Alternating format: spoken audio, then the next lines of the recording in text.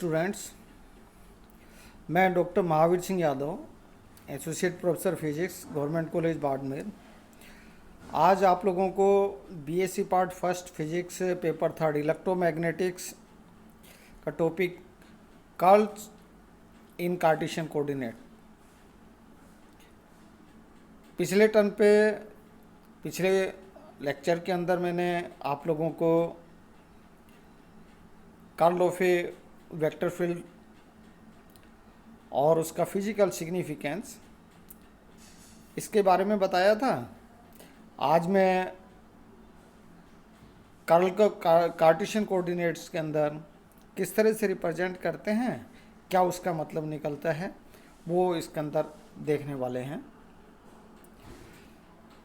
तो कार्तीय निर्देशांकों के रूप में कर्ल का जो मान है वो निकालने के लिए हम XYZ एक निर्देश तंत्र लेते हैं। उसके अंदर सपोज करो कि KLMNK क्या है, एक बंद पृष्ठ है, बंद क्षेत्रफल है, XY तल है।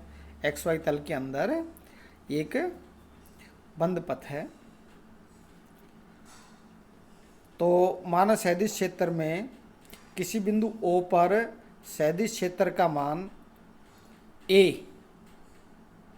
अर्थात यहाँ ये जो O बिंदु है, इस O बिंदु के ऊपर इस जो सदिश क्षेत्र A है उसके XYZ घटकों के अक्षों के अनुदिश घटक AX, इधर ये AX हो गया, इधर ये AY हो गया और ये इधर AZ हो गया।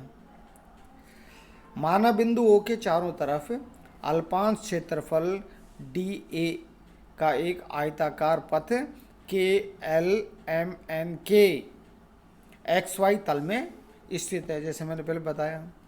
तो आयताकार पथ KLMN की लंबाई dx तथा चौड़ाई dy क्रमशः x तथा y अक्षों के अनुदिश है, जैसा मैंने इसके अंदर चित्र के अंदर फिगर के अंदर रिप्रेजेंट कर रखा है। अब बिंदु O पर x अक्ष के अनुदिश सदिश क्षेत्र का घटक AX है तथा y दिशा में घटक AX के परिवर्तन की दर यहाँ equal to del AX upon del Y इसके द्वारा रिप्रेजेंट कर दी जाती है। अतः केंद्रीय बिंदु O से -dy/2 दूरी तय करने पर AX घटक के परिमाण में कमी वो कितनी हो जाती है, वो यहाँ इस इक्वेशन के द्वारा दे दी जाती है। वो कमी -del AX upon del Y into dy/2, ये -dy/2 डिस्टेंस पर ये AX घटक का परिमाण में कमी को रिप्रेजेंट करता है। तो यहाँ ऐसी स्थिति के अंदर इसलिए जो KL पथ है, इस KL पथ के अनुदिश सदिश क्षेत्र के घटक का मान कितना हो गया, AX minus del AX upon del Y into dy/2। इस इक्वेशन 1 के द्वारा इसको रिप्रेजेंट कर देते हैं। इसी प्रकार MN पथ के अनुदिश सदिश क्षेत्र के घटक का मान, जो MN पथ है और कहाँ पर वो पॉजिटिव उसके अंदर है, तो ऐसी स्थिति के अंदर उस घटक का मान कितना होता है, -AX plus del AX upon del Y into dy/2। यहाँ ये है, ये MN पथ है। MN पथ कौन सा हो गया, MN पथ यहाँ इसके अंदर देख सकते हैं, ये MN पथ यहाँ ये इसके अंदर ये MN पथ ये वाला पथ है जो इस KL पथ के अपोजिट है, परंतु यहाँ O बिंदु से कितने डिस्टेंस पर है, प्लस dy/2 डिस्टेंस पर है। इसलिए इस घटक का मान कितना आ गया, AX plus del AX upon del Y into dy/2 हो जाता है। तो ऐसी स्थिति के अंदर यहाँ परंतु डायरेक्शन क्या है, अपोजिट है, इसलिए यहाँ इसका मान कितना होगा minus A x plus del A X del Y into D Y by two. Equation 2 के द्वारा इसको रिप्रेजेंट कर देते हैं। तो यहाँ इक्वेशन 1 हो गया, ये इक्वेशन 2 हो गया। के एल पथ और एम एन पथ के अनुदिश घटक का मान हो गया। अब इसी तरह एल एम पथ के अनुदिश घटक का मान क्या हो गया, क्योंकि उस घटक के वाई दिशा के अनुदिश जो घटक है सदिश क्षेत्र ए है, उसका जो घटक है ए वाई के द्वारा लिखते हैं। और यदि एक्स दिशा के अंदर परिवर्तन की जो दर है वो डेल ए वाई अपॉन डेल एक्स है, तो डी एक्स डिस्टेंस में कितना हो गया, a y plus del A Y upon del x d x by 2a। Equation 3 के द्वारा इसको रिप्रेजेंट कर देते हैं। इसी तरह से एन के पथ के अनुदिश, एन के पथ के अनुदिश कितना होगा, a y minus del A Y upon del x into d x by 2 के द्वारा इस इक्वेशन 4 के अंदर इसको रिप्रेजेंट कर देते हैं। अब बंद पथ के एल एम एन के अनुदेश सदिश क्षेत्र ए का रेखा समाकलन उसकी भुजाओं के अनुदिश सदिश क्षेत्र के रेखा समाकलों के योग के बराबर होता है। अर्थात क्लोज पाथ के एल एम एन के इसके होल क्लोज पाथ पर integration a dot D l, रेखा समाकलन ए डॉट डी एल, वो इस इक्वेशन के द्वारा दे देते हैं। अर्थात के एल भुजा पर, एल एम भुजा पर, एम एन भुजा पर और एन के भुजा पर जो लाइन इंटीग्रल है उन सबका सम होता है, तो इसको इस इक्वेशन के द्वारा लिख देते हैं। इसलिए यहाँ अब इसकी जो वैल्यू है वो वैल्यू इसके अंदर सब्स्टिट्यूट कर देते हैं। के एल पथ के अनुदेश, एल एम पथ के अनुदेश, एम एन पथ के अनुदेश और एन के पथ के अनुदेश। तो यहाँ ये जो ऊपर जो ये इक्वेशन 1 2 3 4 जो है इनके द्वारा इसको लिख दिया जाता है। इसलिए a dot D l for integration a dot D l for whole close path के एल एम एन के, तो यहाँ a x minus del A x upon del y d Y by 2 into d x plus a y del A Y upon del x into d x by 2 d y minus वही उसी तरह से minus वाली quantity आ जाती है a x plus del A x upon del Y into D Y by 2 into d x minus a y minus del A Y upon del x d x by 2 into D Y.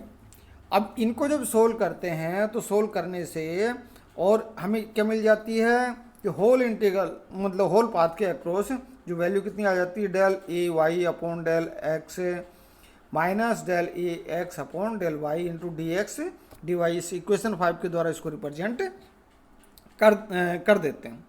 परंतु जो कल की definition है, curl की परिभाषा जो हमने कल इसको डिफाइन किया था, कर्ल की परिभाषा अनुसार किसी क्षेत्रफल अल्पांश को परिबद्ध करने वाले बंद परिपथ के अनुदेश सदिश क्षेत्र का रेखा समाकल या परिसंचरण प्रति एकांक क्षेत्रफल पृष्ठतल के लंबवत अर्थात पृष्ठतल एक्स वाई के लंबवत जेड दिशा में सदिश क्षेत्र के कर्ल के घटक के बराबर होता है।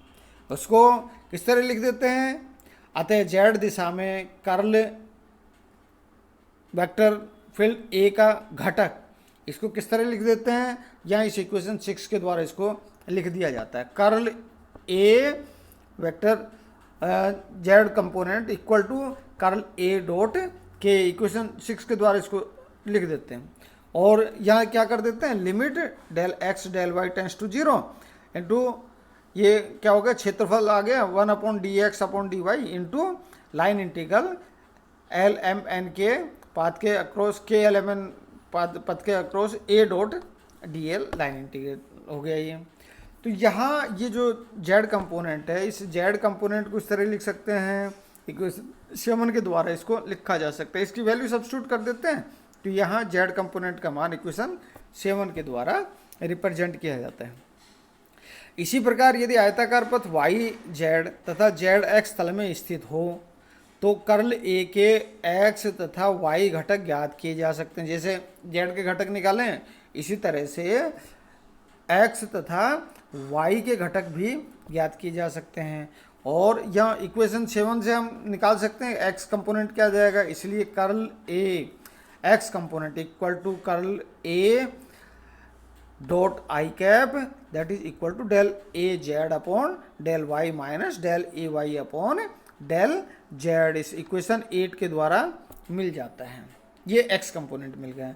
इसी तरह से y कंपोनेंट, तो y कंपोनेंट क्या आ गया, curl A Y equal to curl A dot J equal to del A x upon del Z minus del A x upon del X del A Z upon del X. तो ये equation 9 के द्वारा इसको लिख दिया जाता है। अब ये क्या हो गया, ये जो कर्ल ए है इसके एक्स वाई और जेड कंपोनेंट मिल गए। तो ये समीकरण 7, 8 व 9 से कर्ल ए क्या हो गया, curl A equal to X component plus Y component plus Z component. इनको यहाँ इस इक्वेशन के द्वारा लिख देते हैं और इसके अंदर ये वैल्यू सब्स्टिट्यूट कर देते हैं जो इक्वेशन 7, 8, 9 के अंदर निकाली है। तो हमें ये इक्वेशन 10 मिल जाती है, इक्वेशन 10। और यहाँ ये जो इक्वेशन 10 है, इस 10 को सारणिक रूप में निम्न प्रकार लिखा जा सकता है, अर्थात curl A equal to I J और के कंपोनेंट का del upon del X del upon del Y del upon del Z A X A Y A Z के द्वारा जो इसको एक सारणिक के रूप में इस रूप में इसको लिखा जा सकता है। तो यहाँ जो उपरोक्त सारणिक में डेल संकारक है, डेल संकारक तथा सदिश ए के सदिश गुणनफल के बराबर होता है। तो यहाँ कर्ल ए, ये जो कर्ल ए है ये इस इक्वेशन 11 के द्वारा और यहाँ इसके अंदर लिख दिया जाता है, अर्थात curl of any vector field A equal to del cross vector A, इस इक्वेशन के द्वारा इसको लिख दिया जाता है। तो यहाँ ये जो कार्टेशियन कोऑर्डिनेट के अंदर जो इसका रिप्रेजेंटेशन है वो इस तरह curl A equal to del cross a vector field a के द्वारा लिखा जाता है। तो यहाँ आज के लिए इतना ही। बहुत बहुत धन्यवाद।